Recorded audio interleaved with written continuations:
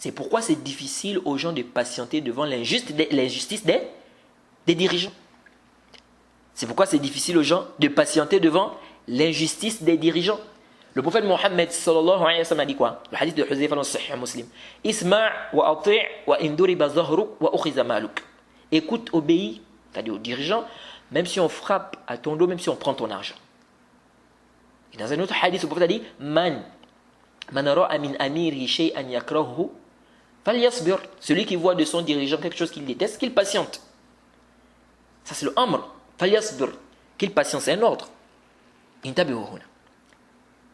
Ici, l'ordre du prophète se contredit avec ton âme, ton nafs. Car tu veux prendre ton haqq, tu veux prendre ton droit. Car c'est une créature comme toi. Et c'est ce qui fait que la patience ici, dans ce cas-là, c'est plus difficile. Parce que ça, c'est une créature comme moi. Sur quelle base elle me fait ça? Ok? Donc sur quelle base? Je ne dois pas me laisser faire. Même si je meurs. Pourquoi? Pourquoi la personne se dit des choses pareilles? Car vous savez, l'âme n'aime pas être dominée par une créature comme elle. Ok? C'est-à-dire que généralement, vous allez trouver que les gens n'aiment pas être dominés par leurs semblables. Ok? N'aime pas qu'une âme comme elle la domine. Pourquoi? Lèche. Pourquoi il doit... C'est une créature comme moi. Pourquoi il doit prendre mon haq? Pourquoi tel doit me dominer? Encore, vous voyez, beaucoup vont dans les rues. Beaucoup vont dans les rues. Et ici, tu ne peux patienter qu'avec une forte foi.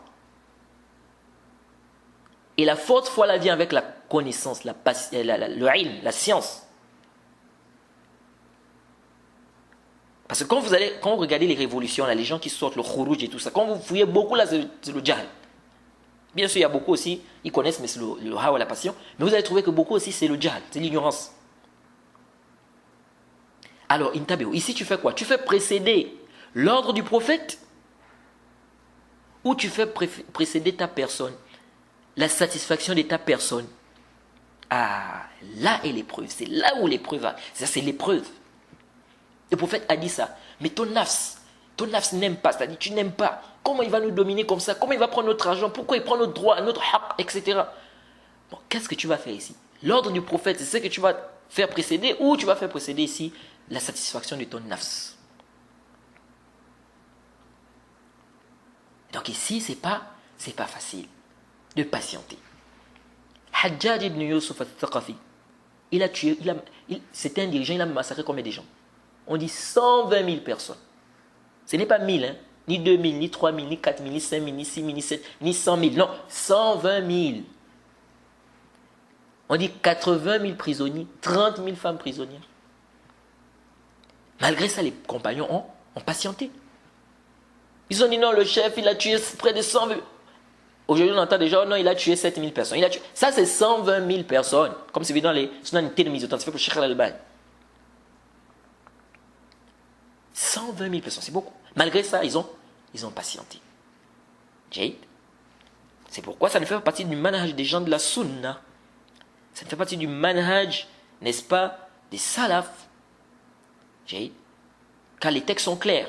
On ne doit pas se rébeller devant les dirigeants injustes. Et ça, on a déjà parlé de ça plusieurs fois, maintes fois, dans plusieurs de nos cours. Principalement dans le cours du djihad.